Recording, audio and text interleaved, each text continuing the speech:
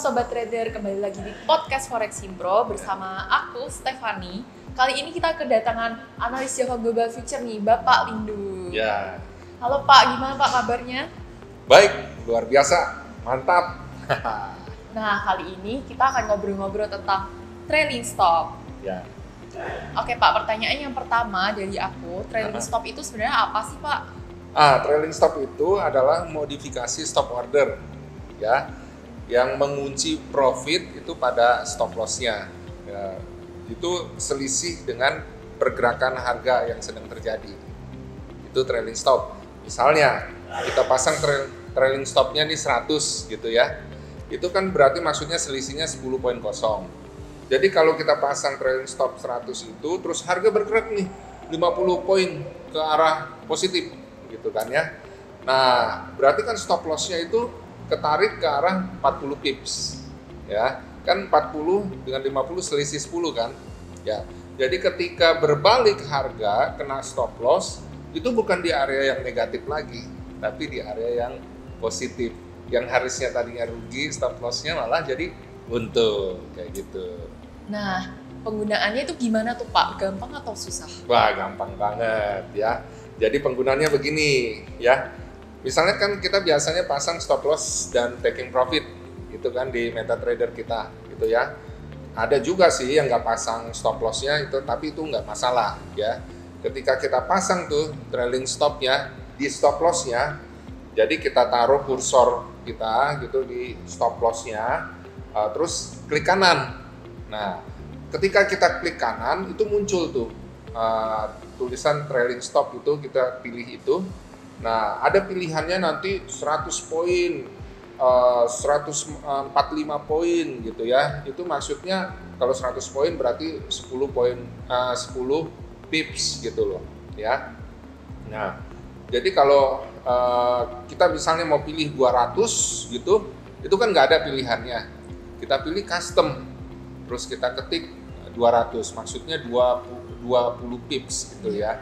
Kalau kita mau pilih jaraknya 20 pips. Nah, jadi setelah kita oke, masuk deh pilihan apa ya trailing stop yang kita pasang ya. Nah, kita tinggal periksa lagi di bagian sebelah kiri akun kita itu ada tanda tulisan T, gitu artinya apa? Artinya trailing stop sudah terpasang kayak gitu. Oh oke. Tapi dengar-dengar nih Pak, katanya kalau kita pakai trailing stop Ya. itu akan memperkecil peluang profit kita. Nah itu benar nggak tuh Pak? Jadi ini pertanyaan yang bagus nih. Bisa ya, bisa tidak. Jadi ya itu memperkecil peluang profit. Misalnya kita udah pasang taking profit 50 poin. Pasang trailing stopnya misalnya 20 poin. Ya. Harga bergerak 20 poin gitu ya. Terus berarti udah di posisi ordernya nih ya. Ketika harga 30 mulai bergerak 30, ini stop loss-nya udah di 10 ya kan. Nah, ketika di 30 ternyata nggak terus langsung naik nih karena taking profit, berbalik sampai akhirnya kena stop loss. Berarti kan untungnya cuma 10 ya kan. Setelah sampai di situ ternyata balik lagi naik sampai ke arah taking profitnya. Nah, kalau nggak pakai trailing stop tadinya ya akhirnya kena taking profit gitu kan, 50 poin, tapi udah keburu kena di 10. Jadinya peluang profitnya kecil yang didapat kayak begitu. Itu benar. Tapi ada juga nih yang nggak benarnya, maksudnya begini. Ketika misalnya pergerakan harganya besar ya, terus kemudian pasang trailing stop, harga bergerak kenceng nih, misalnya bergerak naik gitu ya. Nah, dia ketika keseret nih, tadi kan pasangnya 20 poin gitu. Ketika keseret terus bahkan sampai ke 100, ya ini ngikut terus. Dia nggak berbalik lagi kan. Begitu udah sampai 100 terus dia berbalik gitu kan. Profitnya kan jadinya lebih gede kan. Nggak pakai taking profit nih, ya kan. Jadi apa? Ya untung banget pakai trailing stop.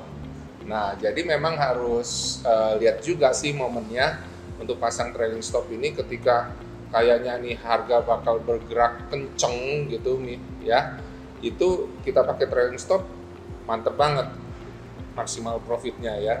Tapi kalau harga misalnya kalem kayak begitu ya, ya bisa kita nggak pakai trailing stop, atau bisa juga pakai trailing stop untuk sekedar apa?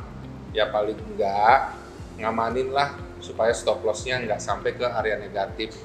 Lumayan kalau sampai di area positif meskipun kecil gitu, lumayan lah kayak gitu. Oke, jadi sebenarnya trailing stop ini bisa dikatakan sebagai kunci rahasia keuntungan forex ya Pak ya? Betul, memperbesar peluang profitnya seperti itu. Oke, kita lanjut ke pertanyaan yang terakhir nih Pak. Ya.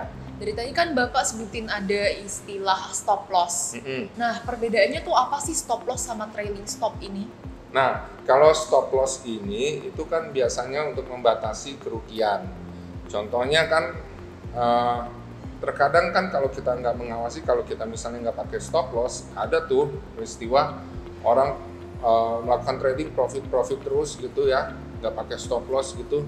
Tapi begitu dia tinggalin gitu sebentar, tahu-tahu harga lagi berubah drastis nih, kenceng lagi ya, bergerak sebaliknya. Yang keuntungan dia akhirnya tergerus karena bergerak kenceng, bergerak sebaliknya. Karena nggak pakai stop loss, yang tadinya untung-untung malah jadi rugi. Nah, kalau dipakai stop loss, jadi terbatas kerugiannya. Kalau misalnya terjadi suatu hal yang kita nggak duga gitu ya, akhirnya ya loss-nya hanya terbatas. Nah, kalau trailing stop, ya, dia biasa memang dipakai di stop loss. Ditaruh. Tujuannya untuk apa? Tujuannya untuk membuat stop loss ini kalau misalnya dia ke area yang positif, ini stop loss ini bisa peluangnya dinaikkan ke arah positif secara otomatis, sehingga memperkecil peluang untuk mendapatkan kerugian kayak begitu. Itu tujuannya.